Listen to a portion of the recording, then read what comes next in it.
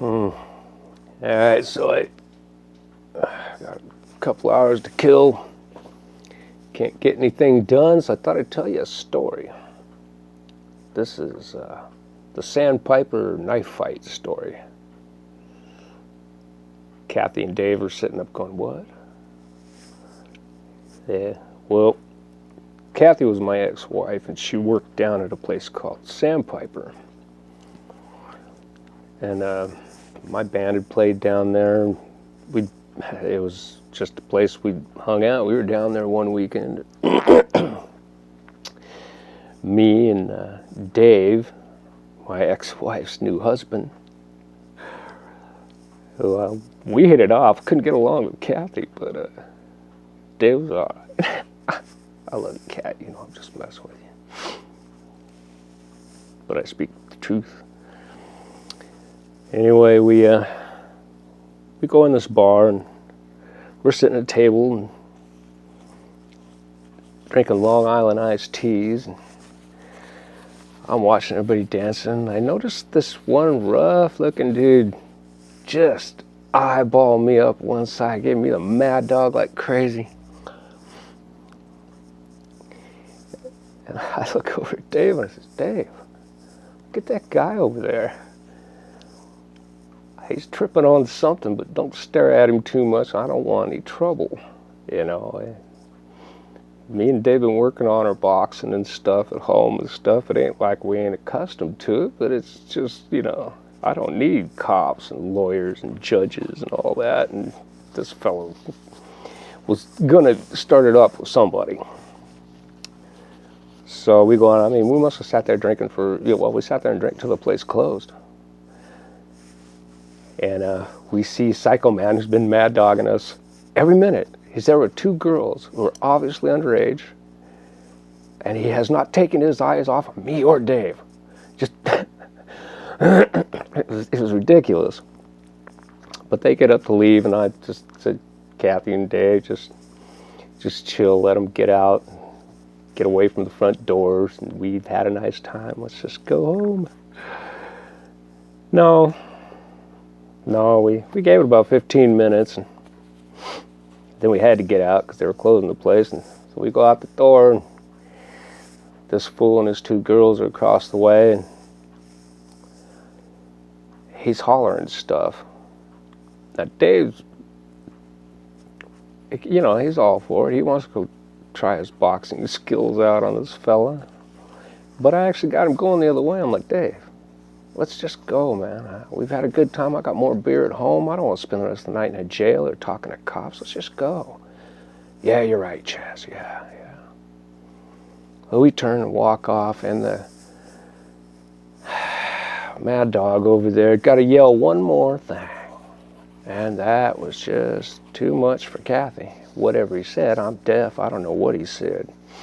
She could tell you, but it chapped her. She turned around and take off across the parking lot after the fella. And it looks like Dave's going to get to try out his boxing skills after all. Unfortunately, Dave caught up to Kathy about arm's length from this fella and moved her out of the side as he was swinging his buck knife in their general direction. I'd trailed along to see how this was going to play out, and Kathy was going off, and I'm just like, honey, just boys be boys, let them finish it. And I look around the side, and uh-oh, Dave's bleeding like a stuck pig. I says, Dave, get him off you. Move, brother. He says, I can't. He's got a knife. I realized Dave's laying on his back with both hands on that knife. When I seen that blood on his chin, I tripped.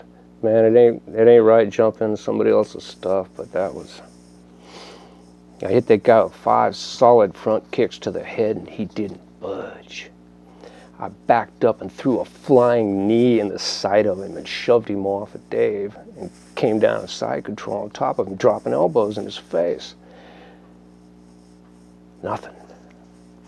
No blood.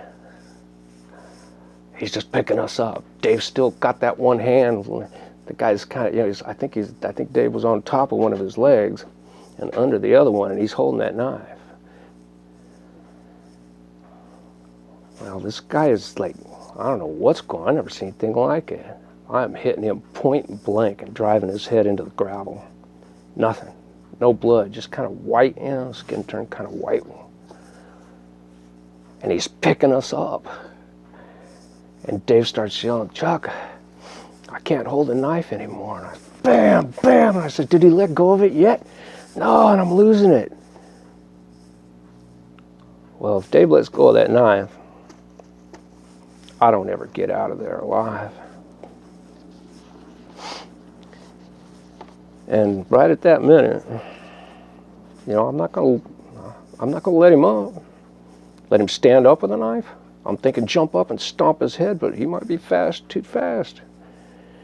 And Kathy's got her skirt up around her waist, leaning in between us, popping this guy, walking all the way around him, hitting him anywhere she can get a hand on him, and we're both yelling at him, let go of the damn knife, you know.